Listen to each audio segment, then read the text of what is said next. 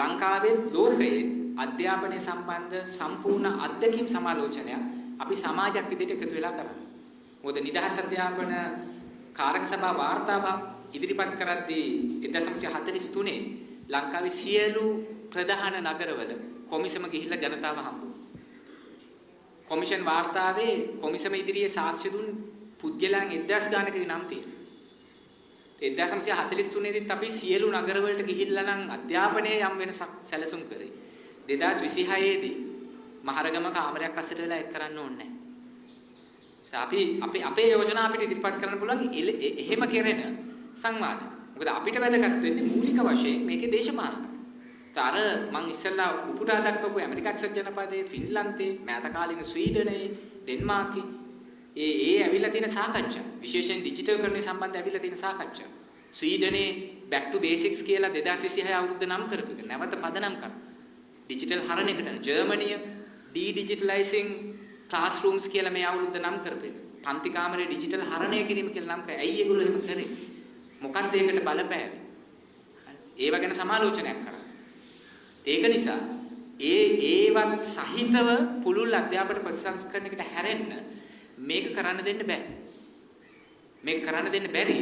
මේකේ ඉලක්කය එක පැත්තකින් කම්පැනි වලට වැටුප් වහල්ලු ටිකක් හදලා දෙන්න. දෙවෙනි එක ශාස්ත්‍රීය අධ්‍යාපනයේ විෂයන් විනාශ කරලා දාන එක. තුන්වෙනි එක නව ලිබරල් ක්‍රමයට උචිත පුරවැසියා සහ කම්පනයක් නැති, සමාජානුයෝජනයක් නැති, සදාචාරයක් නැති, දැඩි ආත්මාර්ථකාමී අර ෆින්ලන්ත උපාගමැතිනේ කියන විදිහට උග්‍ර ආත්ම කේන්ද්‍රීය මිනිහෙක් හදන එක. ඒකට තමයි මේ කතාව පෙළගස්සලා තියෙන්නේ. ඒක නිසා මේක පරාජය කිරීම සමාජයක යහපැවැත්ම පිළිබඳ ප්‍රශ්නයක්. මොකද මම කලින් උපුටා දක්වපු NMගේ වාක්‍යය කියන විදිහට රටක් මැනිය යුත්තේ එහි දිලිඳුම පැලේ ජීවත් වෙන කෙනාගේ සංස්කෘතික මට්ටම අනුව කියන්නේ. ඒක නම් අහිමි වෙමින් යන්නේ. එතනින් නම් අපේ මිනුම ගන්න එතනින් නම් වෙන ඉලක්කම් වලින් නෙවෙයි නම් මිනුම ගන්න එතනින් නම් ඒ මිනුමේදී පල්ලෙහාට වැටෙන තැනක අපි. ඒ නිසා අපේ යෝජනාව තියෙන්නේ ලෝකයේ අඩුවෙන්ම අධ්‍යාපනයට වියදම් කරන රටවල් 3 අතර ලංකාව ඉන්නේ. 2025 නිකුත් වෙච්ච Human Rights Watch වාර්තාවට අනුව දලදේශ නිෂ්පාදනයේ ප්‍රතිශතය ලෙස සහ රාජ්‍ය වියදමේ ප්‍රතිශතය ලෙස අධ්‍යාපනයේට ලංකාවට වඩා අඩුවෙන් වියදම් කරන්නේ හයිටි දූපතයි ලාओසයයි විතරයි.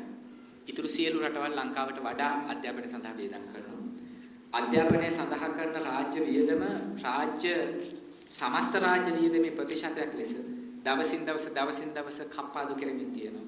2024 සමස්ත රාජ්‍ය වියදමේ 8.89ක් වෙන් කර අධ්‍යාපනයට 2025 වෙන් කරේ 8.62යි 2026 වෙන් කළා තියෙන්නේ 7.9.1යි. අධ්‍යාපනය සඳහා වියදම වසරින් වසර කප්පාදු කරන අතර